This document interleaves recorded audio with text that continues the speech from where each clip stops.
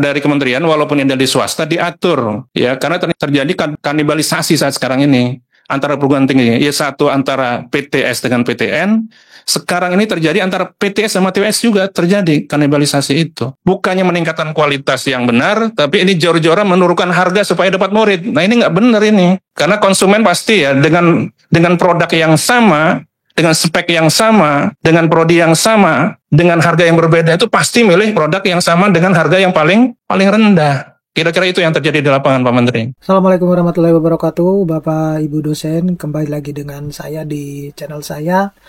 Nah, ini informasi lanjutan dari hasil rapat Komisi 10 DPR RI dengan Menteri Pendidikan Tinggi Sains dan Teknologi terkait dengan isu akreditasi dan standar biaya kuliah, di mana ini juga banyak dikeluhkan oleh teman-teman dosen ya, terutama karena ketidakjelasan terkait dengan akreditasi ini dan biaya kuliah yang menurut beberapa data di lapangan itu menyebutkan nilai UKT atau biaya UKT maupun SPP antara PTS itu juga tidak sehat gitu. Nah, saya harap Bapak Ibu dosen bisa menyaksikan ini atau bisa share juga ke teman-teman yang lain.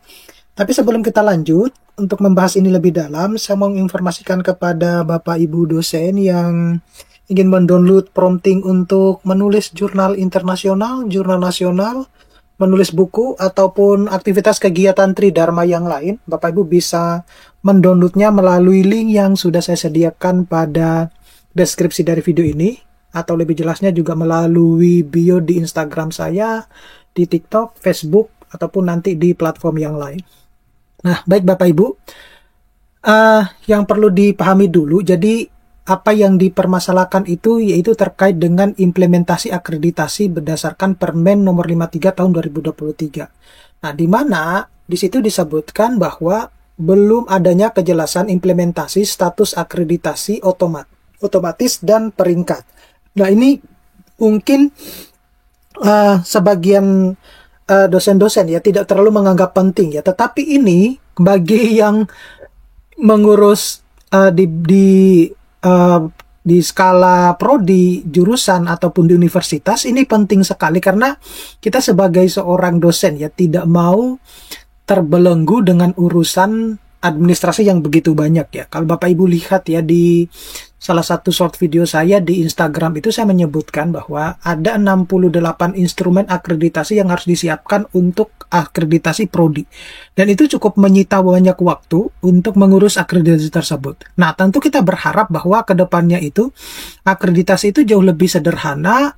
Kemudian meskipun ada beberapa ya di data di lapangan yang menyebutkan bahwa ada akreditasi secara otomatis. Itu termasuk salah satu prodi yang ada di kampus tempat saya mengajar itu, satu prodi itu ada yang mendapatkan akreditasi otomatis gitu. Ya, tetapi peringkatnya tetap sama, seperti itu.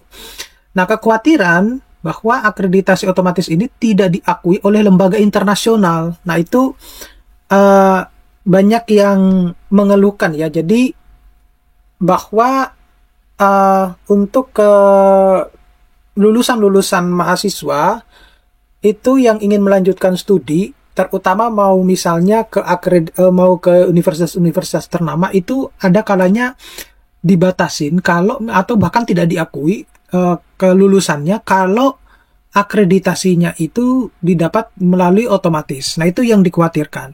Nah, oleh karena itu mendesak diturunkannya regulasi teknis turunan Permen 53 ini terkait dengan akreditasi.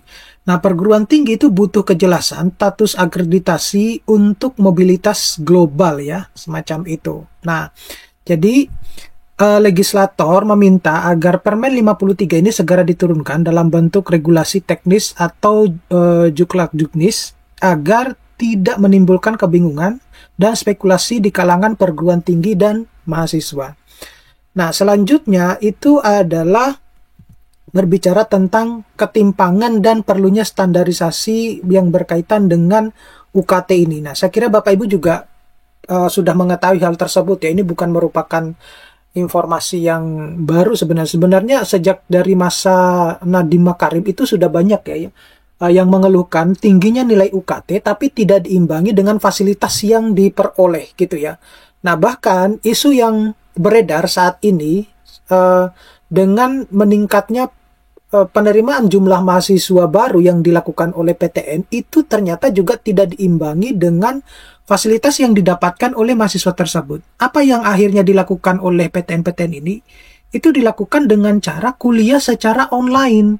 Nah, itu yang menjadi bahwa proses transfer ilmu itu tidak berlangsung secara maksimal. Nah, itu yang juga dikeluhkan oleh, terutama ini curhatan dari teman-teman dosen muda ya, seperti itu. Jadi mereka berkeinginan bahwa ketika mereka masuk itu terjadi proses transaksi transfer pendidikan antara dosen dan mahasiswa ataupun sebaliknya, tetapi ternyata itu dilakukan secara online. Nah, di luar negeri, kuliah secara online itu sudah tidak diperkenankan. Nah, itu sudah tidak dilakukan karena bukan lagi masa COVID. Nah, di Indonesia, kalau kebijakan ini tidak diutarakan ya atau tidak dibatasi, maka hal ini juga akan memicu bahwa mimpi Indonesia untuk mencapai generasi emas di tahun 2045 itu sulit akan tercapai. Ya, jadi karena kualitas pendidikan kita pun itu kita harus dirancang ulang. Nah, kita sudah tertinggal jauh dengan negara-negara Asia Tenggara yang lain. Contohnya adalah misalnya Vietnam ya. Vietnam itu untuk membentuk pendidikan yang saat ini sudah maju ya, yang sudah mengalahkan beberapa negara Eropa dan sudah mendekati Singapura, itu mereka persiapannya itu kurang lebih membentuk sistemnya itu kurang lebih 14 tahun gitu. Nah, kita untuk bisa menjadi generasi emas di 2045 itu juga kita harus membentuk sistem yang baru, yang bagus gitu ya. Nah, oleh karena itu ini yang banyak dikeluhkan bukan hanya PTN, sesama PTN dan PTS, tetapi juga sesama PTS gitu ya. Nah, belum adanya standar biaya kuliah nasional di antara PTN. Kemudian perbedaan UKT antara PTN tidak selalu adil dan transparan. Contohnya misalnya dengan jurusan yang sama antara PTN ataupun antara PTS, itu pasti mahasiswa itu akan memilih dengan biaya yang paling murah. Nah, itu mereka tidak memikirkan bagaimana kualitas pendidikannya. Yang penting mereka dengan jurusan yang sama, tapi mendapatkan produk atau biaya yang lebih murah. Nah, itu pasti hukum ekonominya pasti semacam itu. Nah, isu kenaikan UKT tanpa transparansi perhitungan itu dapat juga merugikan bukan hanya pihak kampusnya tetapi juga pihak mahasiswanya ya.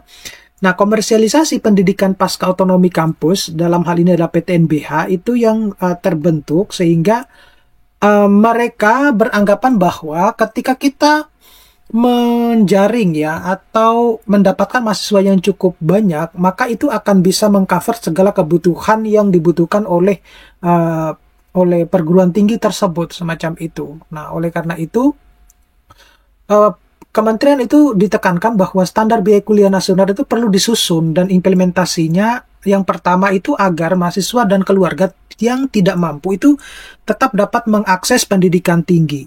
Kemudian tidak terjadi komersialisasi pendidikan di PTN, terutama pasca perubahan status menjadi PTNBH ya, seperti itu. Nah, selanjutnya itu adalah berkaitan dengan konteks tambahan akreditasi dan UKT ini ya. Jadi akreditasi otomatis tanpa evaluasi ulang itu rentan tidak diakui oleh internasional ya. Itu sudah ada beberapa contohnya ya. Itu sebenarnya dari video saya yang lama itu sudah saya bahas masih zamannya Pak Nadiem Makarim ya. Itu mungkin ada data yang menyebutkan atau sudah ada yang mendapatkan bahwa untuk akreditasi otomatis itu tidak diakui di universitas-universitas ternama gitu ya.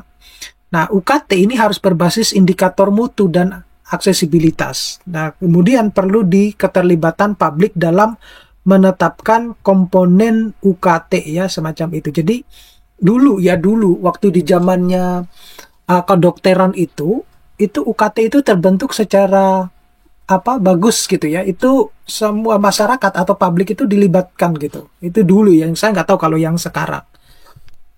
Nah, selanjutnya rekomendasi dari Komisi 10 kepada Kemendikti Saintek. Jadi itu harus dilakukan segera revisi atau penjelasan Permen 53 agar tidak ambigu. Kemudian susun standar nasional UKT yang proporsional dan adil. Kemudian tingkatkan sistem monitoring mutu internal kampus, transparansi, dan keadilan dalam pembiayaan pendidikan. Jadi seperti itu Bapak Ibu, kurang lebih apa yang saya sampaikan ini bisa bermanfaat buat Bapak Ibu. Nanti kita akan ketemu pada video-video berikutnya. Saya Heri, Assalamualaikum warahmatullahi wabarakatuh. Kemudian yang berikutnya ada soal akreditasi. Akreditasi ini saya kira segera saja diturunkan Permen 53. Kemarin waktu konsinyering sudah saya sampaikan. Supaya jelas statusnya, ya, yang berperingkat dengan yang tidak berperingkat itu seperti apa. Lalu yang otomasi itu seperti apa. Karena ada informasi kalau otomasi itu adalah nanti nggak diakui oleh akreditasi internasional. Kira-kira itu informasi yang saya dapat.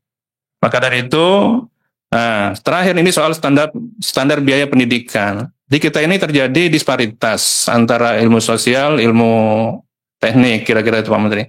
Saya berharap dari kementerian, walaupun ini dari swasta, diatur, ya, karena terjadi kanibalisasi saat sekarang ini antara perguruan tinggi. Ya, satu antara PTS dengan PTN. Sekarang ini terjadi antara PTS sama TWS juga terjadi kanibalisasi itu. Bukannya meningkatkan kualitas yang benar, tapi ini jor-joran menurunkan harga supaya dapat murid. Nah ini nggak benar ini, praktek ini gitu. Karena konsumen pasti ya dengan produk yang sama, dengan spek yang sama, dengan prodi yang sama, dengan harga yang berbeda itu pasti milih produk yang sama dengan harga yang paling rendah. Kira-kira itu yang terjadi di lapangan Pak Menteri. Ya mohon ini menjadikan catatan penting. Bisa berupa surat SK atau bentuknya apa. Yang penting bisa menekan dan memberi standar kepada semua perguruan tinggi swasta ini. Kalau enggak ini akan mati pelan-pelan MPP kira-kira gitu. Terima kasih Pak Menteri.